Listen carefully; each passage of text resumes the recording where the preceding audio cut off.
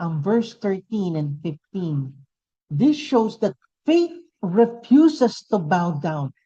To bow is easy, but to remain standing takes devotion. Tayo sa ating buhay natin, masasabi ba natin kapag in-evaluate natin ang ating mga sarili, masasabi ba natin na I'm standing firm, I'm standing my ground, for I know my Father in heaven is enough for me. His grace is enough for me. And faith is like a compass. It does not waver. It does not bend. It remains fixed on the true north. It means kahit ikot-ikotin natin ang compass, lagi lang itong nakaturo sa north because it would not bend to any line. And in our faith in Christ, especially in this end of days, we should fix our eyes onto the true north, which is pointing to our true God, that our Father in heaven is waiting for us. But the question is, where do you feel na hinihila ka para ma-compromise sa araw na to? Will you bow down to success, approval, or fear? Let your heart remember who reigns, and let your faith refuse to compromise. Will you follow him even when he seems silent? When healing delays, when prayer seems unanswered, nandun ba tayo sa Panginoon? Yung regardless, whatever the situation is, we meet God in the middle of the fire. And perhaps you are in your own fire right now. But brothers and sisters, right now, I'm telling you to look closely. He is there, standing in the midst of the flame, sustaining you by his presence. Hallelujah. Because faith testifies through deliverance. Being salt and light is not just sitting down.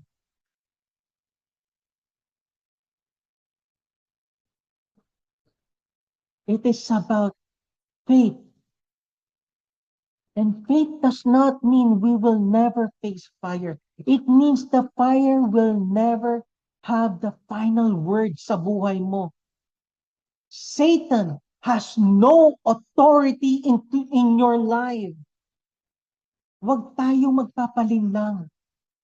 Huwag tayong magpapakonfuse. You are already victorious because our God, the God that we are serving, is a victorious God.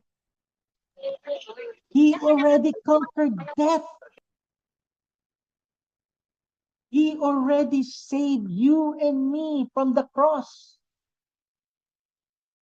And faith refused to bow down, standing firm when compromises seems easy. Faith confessed even if trusting God's character over circumstances. Faith meets God in the fire, sensing his nearness in the smoke and heat.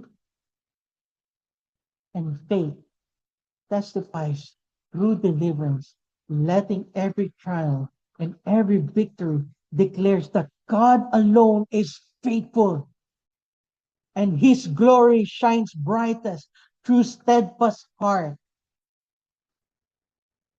So here's the question. Ito ngayon yung tanong.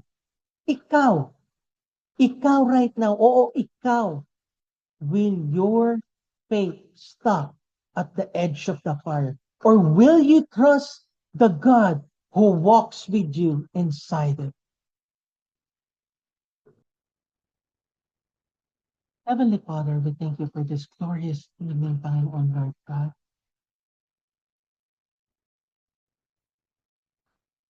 Thank you for showing us, even in the midst of the fire, Panginoon Lord God, you are still there, Panginoon Lord. Na hindi mo kami iniiwan.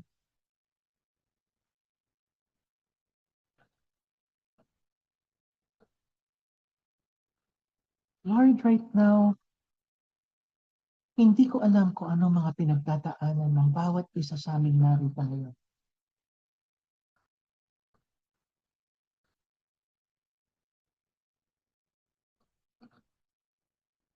Hindi ko alam kung anong klaseng fire aming nararanasan, ang aming nilalakaran. But thank you, Lord God. Thank you, Panginoon, na alam namin, Panginoon, that you showed us, Lord God, na sa mga oras na to, sa gitna ng apoy, Panginoon, Lord God, nandun ka kasama namin. Nandun ka at hindi mo kami iniiwan.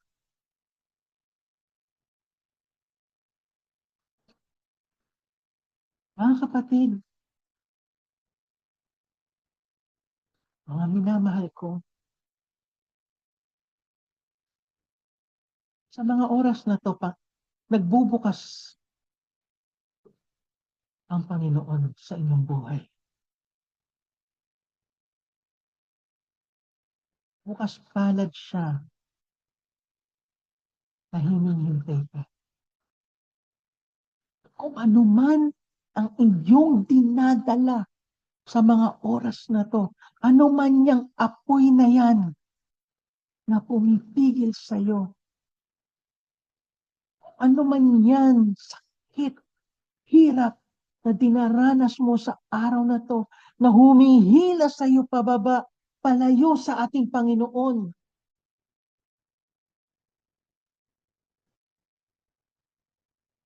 Ibigay mo na yan sa Panginoon. Huwag mo na yang yakapin. Huwag ka nang yumakap pa ng todo dyan.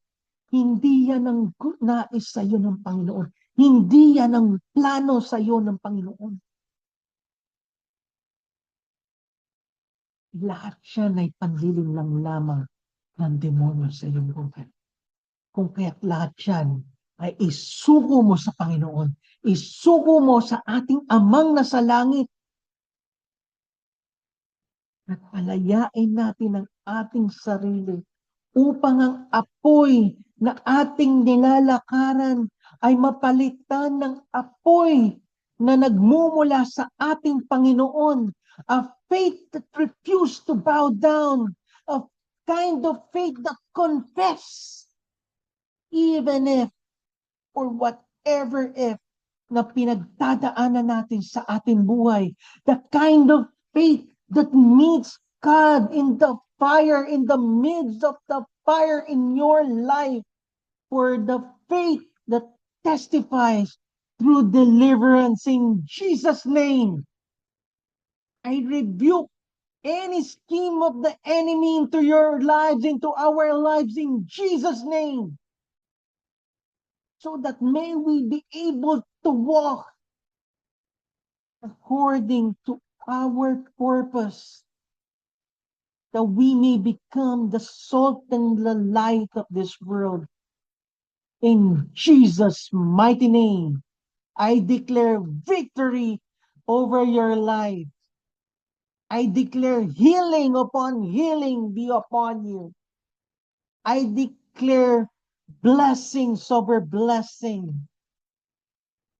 God is releasing you from the chain of your sin, from the chain na nagpapahirap sa'yo, from the chain of sickness, from the chain of poverty.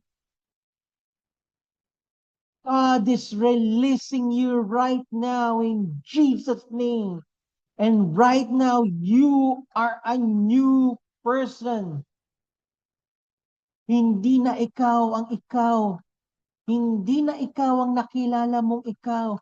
Right now, you are a new person. Right now, God is giving you a new name. Right now, God is telling you, you are the city of God, the new creation, new person, and God is dwelling inside of you. God is dwelling inside of you. In Jesus' name.